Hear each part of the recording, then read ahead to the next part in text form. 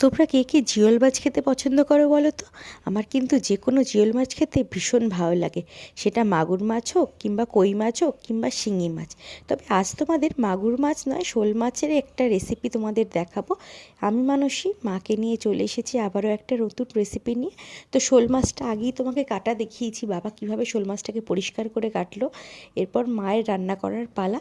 তো মা প্রথমে নুন হলুদ মাখিয়ে শোল মাছগুলোকে ভালো করে ছাঁকা তেলে এপিটোপিট করে ভেজে নিয়েছে।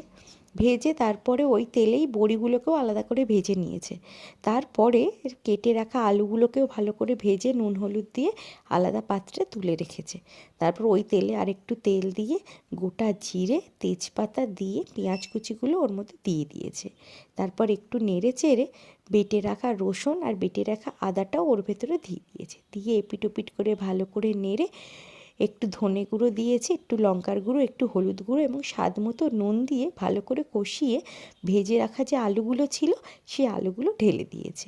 তারপর আবারও ভালো করে কষিয়ে জল ঢেলে দিয়েছে। জল ঢেলে দিলেই তো শেষ। এরপর ফোটার অপেক্ষা। একটু ফুটে গেলে ভেজে রাখা বড়ি এবং ভেজে রাখা মাছগুলোকে ওর ভেতরে দিয়ে দেবো। ফুটে উঠলেই একটু গরম মশলা আর একটু গোলমরিচ দিয়েই নামিয়ে নেবো। ভিডিওটা ভালো লাগলে অবশ্যই লাইক শেয়ার কমেন্টস করো। দেখা হচ্ছে নেক্সট ভিডিও।